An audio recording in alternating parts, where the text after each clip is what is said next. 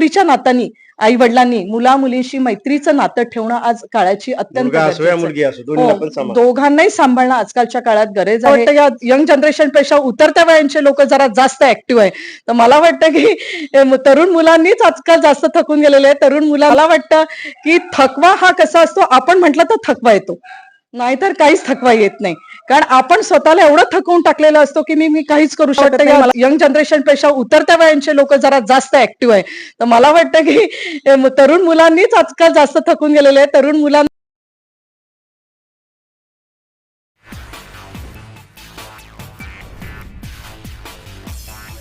नमस्कार, CM24 live news मध्ये आपलं स्वागत आहे.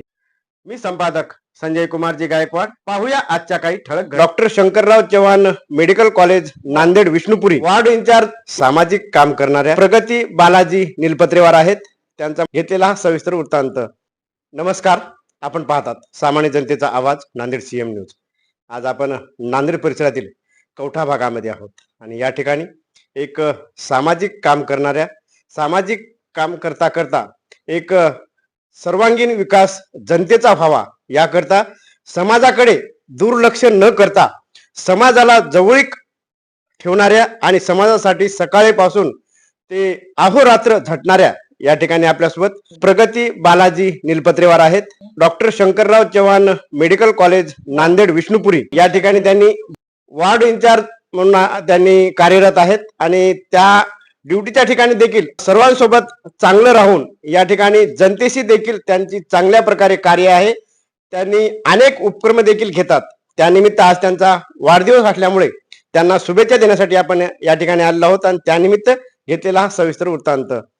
ताई नमस्कार. नमस्कार. या ठिकाणी आपला आज वाढदिवस अतिशय उत्साहात संपन्न झाला. छोट्या खाणी का होईना पण वाढदिवस संपन्न झाला. बरेच जण या ठिकाणी आपल्यासोबत आले होते. वाढदिवस साजरा झाला. तर याबद्दल काय वाटते, काय सांगणार आपण? नाही, वाढदिवस सगळ्यांनी मला इतक्या शुभेच्छा दिल्या, खरंच मी त्यांचे पहिल्यांदा मनापासून आभार मानते. कारण की जेव्हा आपला वाढदिवस असतो तेव्हा मी तर काही सगळ्यांना सांगत नाही माझा वाढदिवस आहे, पण आज सगळ्या क्षेत्रातील लोक येऊन माझ्या घरी मला आशीर्वाद देतात. आणि आज मी जे काही कार्य करते त्या कार्याची पोचपावती म्हणता येणार नाही, कारण कार्य तर हे करणं आपलं कामच आहे.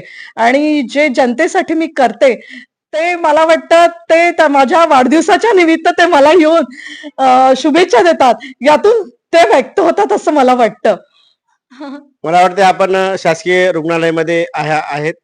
तर ड्युटी करत करत हे समाजकार्य आपण कसं करता? कारण बरेच जण असतात की सकाळी उठल्याच्या नंतर आपलं काम आटपल्यानंतर ड्युटी आणि ड्युटी आल्यानंतर आपलं घर, परंतु हे सर्व करत करत आपण समाजकार्य करतात आणि नांदेडमध्ये मला वाटते बऱ्यापैकी आपलं नाव लौकिक आहे. तर काय सांगणार याविषयी, कशा प्रकारे समाजकार्य सकाळी वेळ कसा मिळतो आपल्याला? काय मी नियोजन लावतो? ऍक्च्युली मेडिकल जेणेकरून या ठिकाणी या महिला आपल्या ऐकत आहेत त्यांना लक्षात येईल की कशा प्रकारे आपण काम करत करत ड्युटी करत करत समाजकार्य देखील करणं महत्वाचं आहे. मी doctor Shankarrao Chavan medical college येथे वॉर्ड इंचार्ज म्हणून आहे, SS वॉर्ड नंबर 30ला. आणि मी ऍक्च्युली सकाळची माझी मॉर्निंग शिफ्ट ड्युट्या असतात आणि 3 पर्यंत, आणि त्याच्यानंतर मी सामाजिक कार्यामध्ये मला फार म्हणजे असं इंटरेस्ट आहे. ऍक्च्युली लहानपणापासून माझ्या मनामध्ये एक आवड आहे की काही आपण तर घर तर सांभाळतो आणि कुटुंब तर हे सगळ्यात महत्वाचं आहे. कारण कुटुंबामध्ये जे संस्काराचं बीज मुलांमध्ये राहतो ठेवणं हे अत्यंत गरजेचं आहे. ते सांभाळून मी ते घरामध्ये सगळं कुटुंब सांभाळून मी एक समाजकार्य पण करते. कारण ही आवड निर्माण झालेली आहे मला की चला आपण तर पेशंटचं वॉर्डमध्ये तर करतो, पण जनतेसाठी बाहेर जे राहतात, जे गोरगरीब लोक असतात, जे रुरल भागातले असतात किंवा इतर लोक आपल्याला विचारतात, मॅडम आमचा एखादा पेशंट असतो किंवा कोणाला काहीतरी प्रॉब्लेम झालेला असतो का, कोणाला ब्लड मिळालेला नसतो किंवा कोणाला काही सर्जरी अर्थो कुठले काही असेल तर ते मला येऊन आपुलकीने सांगतात, ताई कसं असतं म्हणे, ओळखीने कसं थोडे कामं होतात, चला तुम्ही या आणि प्लीज सांगा आमच्यासोबत या निमित्ताने मी त्यांना तिथपर्यंत पोहोचवते आणि त्यांच्यासाठी तेवढी एक मदत करते. आणि माझे हे जे उपक्रम मी राबवत असते, तर मी आताच एक लावण्य सखीचा मोठा प्रोग्राम मी स्वतः स्पॉन्सर्ड केलेला होता, तोही छान प्रकारे झालेला आहे. आणि त्याच्याप्रमाणे मी एक आरोग्य शिबिर घेते. प्रत्येक रुरल भागामध्ये माझे आरोग्य शिबिर असतात आणि त्या आरोग्य शिबिरास इतक्या चांगल्या प्रकारे आम्हाला प्रतिसाद मिळतो, कारण की प्रत्येक जण हा दवाखान्यापर्यंत पोहोचू शकत नाही आणि तिथपर्यंत येऊन ते मग त्या आरोग्य शिबिरामध्ये येऊन त्यांना जे काही आजार असतील ते त्यांना शासकीय रुग्णालयामध्ये पाठवण्यात येतात आणि त्यांच्यावर मग ते उपचार केले जातात. अशा प्रकारे मी ही सेवा करत असते. त्याचप्रमाणे मी पहिले बचत गटातल्या महिला त्यांच्यासाठी मी सुद्धा हिमोग्लोबिनचे कॅम्प घेतलेले आहे आणि बरेचसे असं कार्यक्रम घेता घेता मी आज म्हणजे म्हणता मी अनाथ जे मुलं असतात, अनाथ मुलांना सुद्धा मी कपडे वाटप किंवा पेन, पेन्सिल किंवा असं काही ज्यांना गरजेच्या वस्तू आहे, त्या सुद्धा मी देत असते. असे बरेचसे उपक्रम मी करत असते. त्यासाठी मला बरेचसे असे मला पुरस्कार दिलेले आहे. म्हणजे ॲक्चुअली महाराष्ट्र शासनाचे सुद्धा मला पुरस्कार मिळालेले आहे. खरंच मी म्हणजे ही एक सांगू इच्छितं म्हणजे कसं असतं, की आपण केलेली सेवा ही लोकांना सांगण्यापेक्षा लोकं आपल्याला जे बघतात आणि ते आपल्याला दिला जातो आणि आशीर्वाद जो मला वाढदिवसाच्या दिवशी त्यांनी सगळ्यांनी दिला, त्यांचे खरंच मी मनापासून आभार मानते. अशा प्रकारचे कार्य मी बरेचसे असे कार्यक्रम घेत असते, की जेणेकरून आणि जे आता जागतिक महिला दिन असतो, जागतिक महिला दिनाच्या दिवशी सुद्धा मी स्वतः जिथे जी महिला काम करते, तिथे स्वतः त्या जागेवर जाऊन त्यांचा सत्कार सुद्धा करण्याचे काम मी करत असते आणि जे अनाथ मुलं असतात, जेव्हा अपंग मुलं असतात, त्यांना आम्ही व्हीलचेअर किंवा काही देण्याचे सुद्धा मी माझ्यातर्फे मी देत असते. असं मला वाटतं, की कोणीतरी समोर येऊन महिलांनी असं काम करावं, की जेणेकरून की म्हणजे आपल्या जनतेला त्याचा उपयोग होईल. कारण की आपण बरेचसे कार्यक्रम असं घेतो, की आणि माझी ही जी सेवा मी करते ही निस्वार्थ वृत्तीची असते. मला कुठल्याही याच्यामध्ये स्वतःचा खर्च करून मी स्वतः स्वखर्चानी हे काम करत असते. विशेष म्हणजे कोणताही स्वार्थ न करता नाही तुम्ही कुठलाही स्वार्थ माझा त्याच्यामध्ये नसतो. स्वतः पैसे खर्च करून मी स्वतः हे सगळे कार्यक्रम राबवीत असते. याच्यात सर्वात महत्वाचं होतं की आपण अनेक उपक्रम राबवता. यामध्ये आज शासनाने देखील चांगल्या प्रकारे आपल्या या कार्याची दखल घेतलेली आहे. परंतु तुम्हाला कोणतंही आता तुम्ही म्हटलात मी पूर्ण काम हे स्वतः करते, कोणतेही काम किंवा याच्यात नाही. कारण बऱ्याच जणांना असतं की हे काम करा, ते काम करा, तेव्हा कुठेतरी जण करतात. त्यात बी तडफड करत काम करतात. परंतु तुम्ही कोणतंही म्हणजे स्वतःवर किंवा स्वतःच्या याच्यासाठी न करता तुम्ही स्वतः म्हणजे जनतेसाठी करतात. परंतु या ठिकाणी या परिस्थितीमध्ये परिवार असतो आणि परिवारामध्ये जे आपले लेकरं असतील, मुलं बाळ असतील किंवा जे आपले मिस्टर असतील, यांची प्रतिक्रिया काय असते किंवा यांचं सहकार्य कशा प्रकारे असतं? नाही, सगळ्यात महत्वाचं म्हणजे आता एवढं कार्य करायचं कारण ड्युटी करून घरी येणं आणि त्याच्यानंतर आपण जे काही जनसेवा करतो त्याच्यासाठी कसं घरच्यांची सुद्धा फार मदत असते. याच्या पाठीमागे माझे मिस्टर बालाजी निलपत्र यांचं प्रत्येक वेळेला मला सहकार्य मिळतो आणि त्याचप्रमाणे माझे मुलं, माझ्या सासूबाई यांचे सुद्धा मला भरपूर प्रमाणात सहकार्य मिळतात. कारण की वेळोवेळी ते मला म्हणतात, "नाही, अशा कामासाठी जात असेल तर तू जरूर जा" आणि ते मला प्रत्येक ठिकाणी पाठवण्यास तयार असतात आणि घर सगळं म्हणजे ॲक्चुअली मी तर घर सांभाळूनच हे सगळं कार्य करते. कारण की कुठली गोष्ट असं नाही की घरी अर्धवट सोडून मी पूर्ण बाहेर लक्ष देते. पण ज्याप्रमाणे घरचं लक्ष असतो त्याप्रमाणे माझं बाहेरही तेवढंच लक्ष असतो आणि याच्यामध्ये माझ्या कुटुंबाचे खरंच मी आभार मानते. कारण की त्यांची मला भरपूर प्रमाणात मदत मिळते. त्याचप्रमाणे जनसेवेमध्ये आपण सेवा करताना काही आपले काही लोक पण असतात जे बरेचसे की जे सुद्धा आपल्याला सहकार्य करण्यास मदत करतात. या ठिकाणी आपल्यासोबत सामाजिक कार्यकर्ते तसेच एक धाडसी व्यक्तिमत्व असलेल्या या ठिकाणी आपण प्रगती निलपत्रेवार यांच्याशी आपण चर्चा करत आहोत. मॅडम, पुढचं असं होतं की या ठिकाणी आपण ज्यावेळेस समाज कार्य करता, हे समाज कार्य करण्यासाठी तुम्ही कशा प्रकारे म्हणजे सुरुवात कधी केलात पहिले? ऍक्च्युली ही सुरुवात तर मला ऍक्च्युली लहानपणापासूनच होती सुरुवात. कारण मी लहानपणापासूनच हे कार्य करायची. कुठे असे गरीब असं कोणी दिसलं मला, की रस्त्यानी वगैरे असं काही, तर मी लगेच त्याला पैसे देणं किंवा कोणी मी काही कुठे खात असेल एखाद्या हॉटेलमध्ये का कुठे काही मला दिसलं, की लगेच त्याला प्लेट पहिले देणं. हा माझा लहानपणापासूनच एक एक हे होतं. पण जेव्हा आता माझे हे मी जरा कार्य जवळ-जवळ 10 वर्षापासून करते आहे. पण जास्तीत जास्त माझ्या 7-8 वर्षापासून मी हे या क्षेत्रामध्ये जास्त लक्ष मला घरचे म्हणतात आहे, की "तू घरी तर लक्ष देतेस, त्याप्रमाणे जनतेमध्ये करते." कारण की आपण जी आरोग्य सेवा करतो, कारण की जनतेला कसं आहे, की सध्या आरोग्याचे खूप प्रॉब्लेम झालेले आहे. तर कसं कुठे जाणं परवडत नसेल, तर ते मेडिकल कॉलेजला येतात. मग अशा वेळेला ते लोकं आपल्याला फोन करतात आणि ते फोन केल्यानंतर मग आपण त्यांना ती सेवा दिल्या जाते. यामुळे कसं आहे मला त्यांचे पण मनापासून हे करते. कारण की ते पण मला इतक्या प्रमाणात, "ताई तुमच्यामुळे आमचं काम झालं." इतक्या चांगल्या उत्स्फूर्त प्रमाणे ते पण मला प्रतिसाद देतात. आणि आता कसं आहे घर सांभाळून ह्या सगळ्या गोष्टी मी करत असते आणि मला अजूनही इंटरेस्ट आहे, अजूनही त्याच्यामध्ये आवड आहे. अजून मी जास्तीत जास्त करण्याचा प्रयत्न करीन.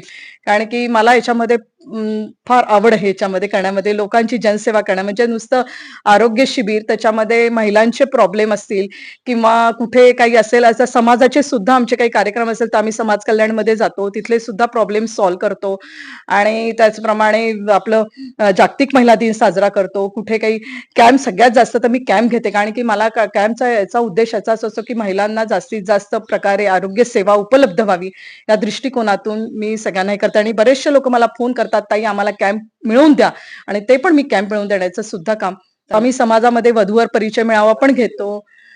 वधूवर परिचय मेळावा सुद्धा घेतो सगळे मिळून आणि त्याच्यामध्ये सुद्धा तो चांगल्या प्रकारे उत्स्फूर्त असा प्रतिसाद आम्हाला त्यावेळेला मिळालेला होता.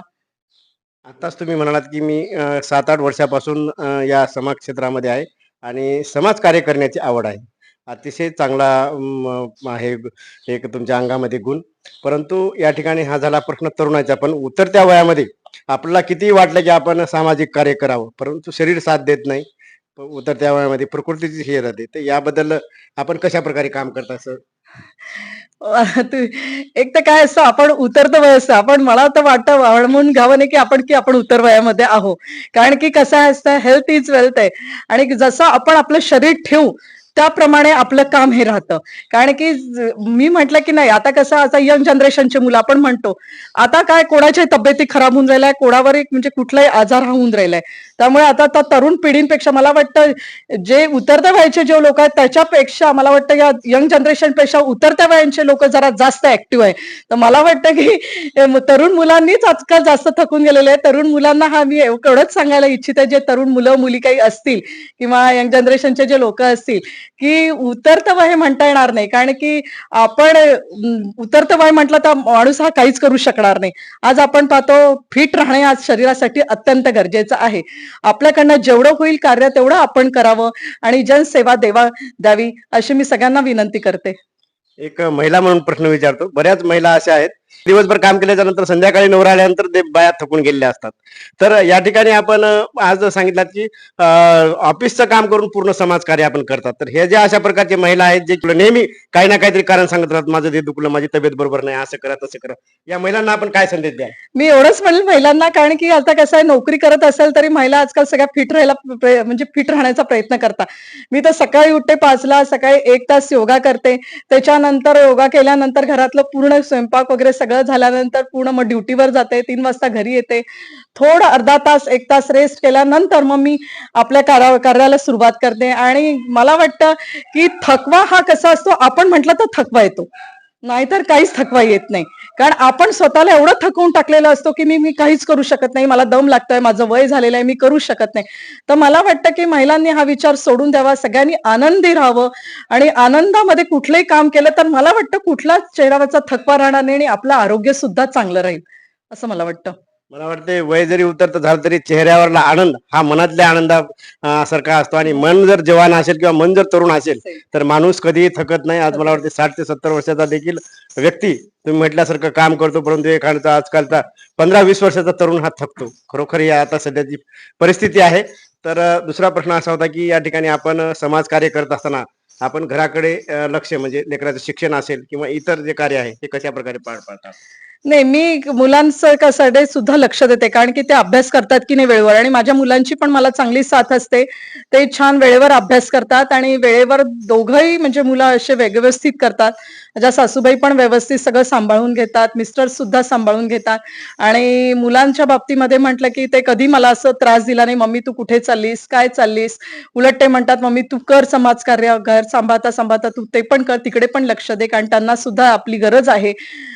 त्याच्यामुळे ते मला घरच्यांची चांगल्या प्रकारे मला साथ मिळते आणि आणि हे मी सगळ्या गोष्टी आनंदात पार पाडते. कधी कुठे चिडचिड, राग न करता समाजामध्ये कसं राहायचं असेल आपल्याला आणि त्यांच्याशी आपल्याला हे करून घ्यायचं असेल, सगळ्यांशी मिळून घ्यायचं असेल, तर कसं राग हा ठेवू नये आणि सगळ्यांबद्दल म्हणजे कोणाला सगळ्यात महत्वाचं म्हणजे कोणाबद्दल द्वेष भावना निर्माण कधी पॉझिटिव्हिटी आपण ठेवली तर आपलं मन आपोआप आनंदी राहतो.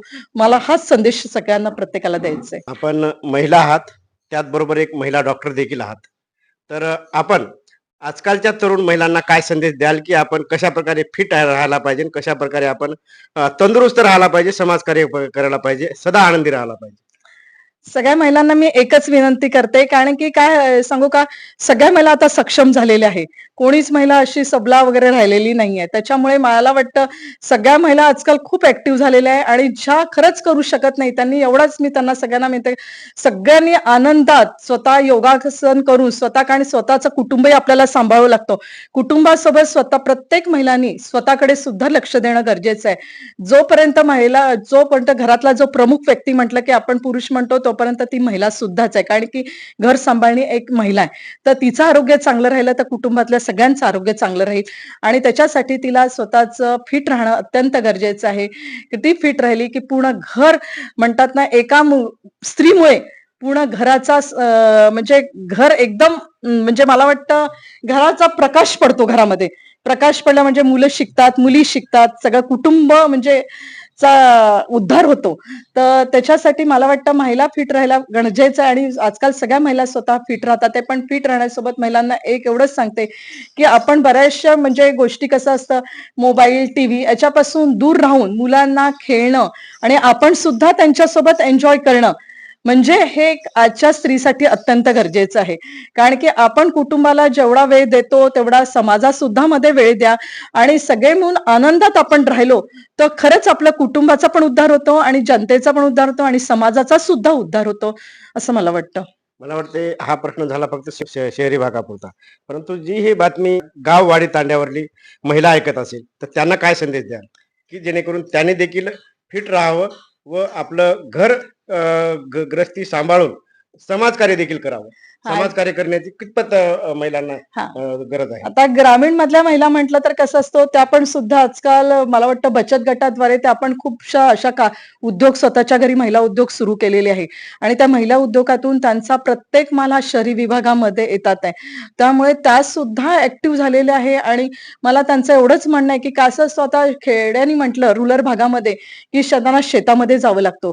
शेतामध्ये करून घरचे कामं करून महिला उद्योगामध्ये जे काही असेल ते सुद्धा त्यांना सुद्धा उद्धार करावा लागतो घराचा.